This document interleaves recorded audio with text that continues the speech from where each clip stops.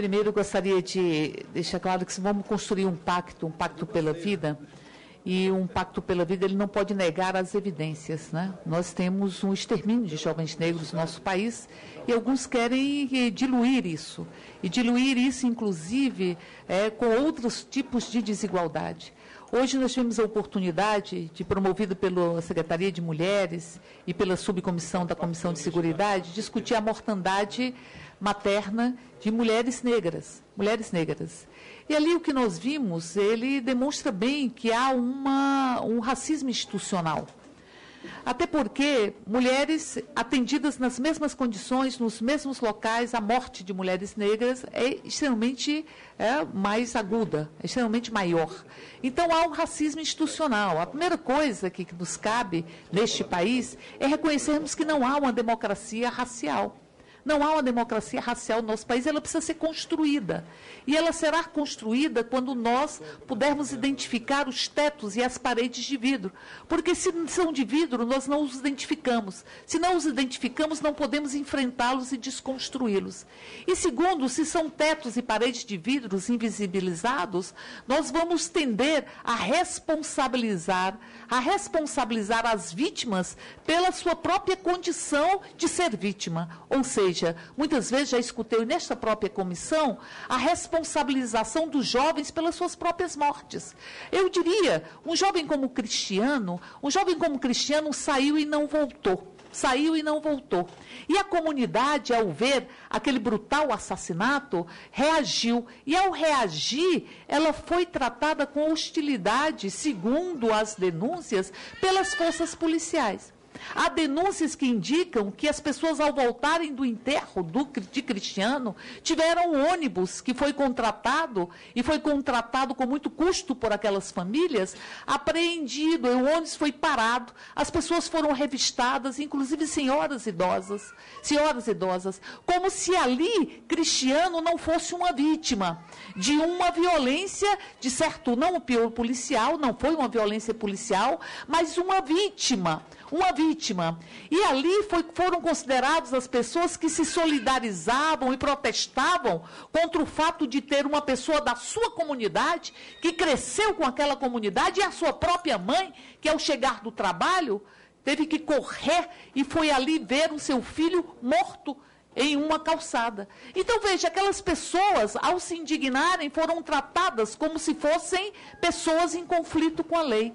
Então, eu digo tudo isso porque é preciso que nós tenhamos pactos pela vida e que tenhamos pactos e programas de enfrentamento à mortalidade ou à morte de jovens negros. Nós temos aqui em Brasília, por exemplo, Lago Sul, que tem 8 meses, me parece, não há nenhum tipo de homicídio. É um dos bairros onde se concentra a população de mais alta renda aqui do Distrito Federal. Então, quem está morrendo? Aí não são ilações. São 55% dos que morrem são jovens.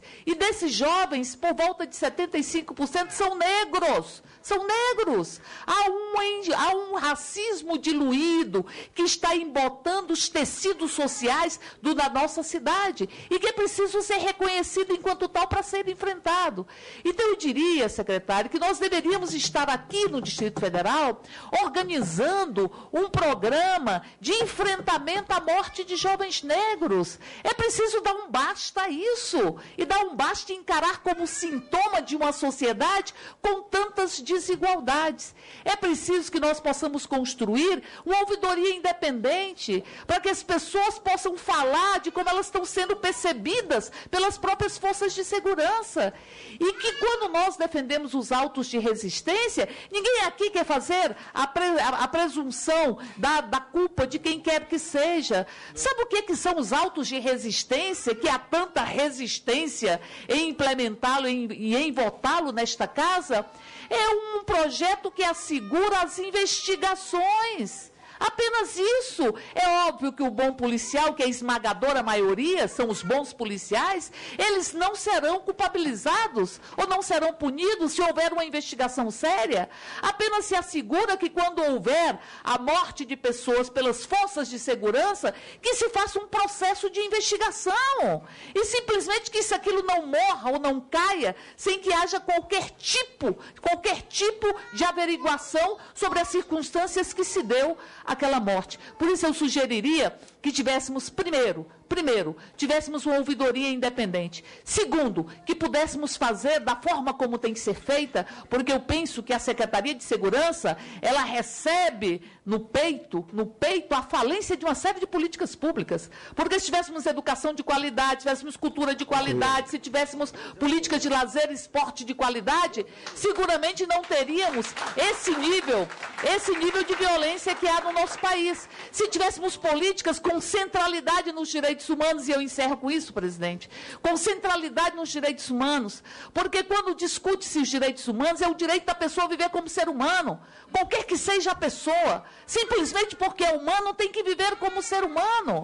Isso significa que se você discrimina, se você diz que alguém não merece viver a sua humanidade porque é como é, você desumaniza simbolicamente. E a desumanização simbólica, a violência simbólica, ela não fica só na alma. Ela vai para a pele, ela se expressa nos índices, ela se expressa na violência literal. Por isso eu diria, e encerro, que nós deveríamos estar construindo esse programa aqui no Distrito Federal, com um conjunto de políticas públicas, inclusive a política de segurança, para assegurar que nós não tenhamos esse nível, porque quem morre são jovens de periferia. Quem morre são jovens negros, estes que estão morrendo no nosso país, e aí nós precisamos considerar essas especificidades, considerar o que é nítido, porque negar a nitidez dos fatos é negar a realidade. E ao negarmos a realidade, nós não conseguimos transformá-las e não conseguimos fazer com que tenhamos uma sociedade mais justa e mais igualitária. Por isso eu diria que é preciso que nós aprovemos sim os autos de resistência, que nós asseguremos ouvidoria independente para que todas as denúncias sejam efetivadas. Porque eu cheguei a ver vídeos, que eu sei que são minorias os policiais. Compreendo. Eu tive a oportunidade, deputado, que eu encerro com esse raciocínio, a oportunidade de ver um vídeo que foi amplamente divulgado, onde policiais veem um menino de 13 anos e o deixam morrer. Dizem, morre, que estava fugindo de um assalto ou de um conflito com a lei. Então, portanto, eu diria, quando se desumaniza, quem desumaniza também é desumanizado. Quem desumaniza e perde a condição de ver no outro, uma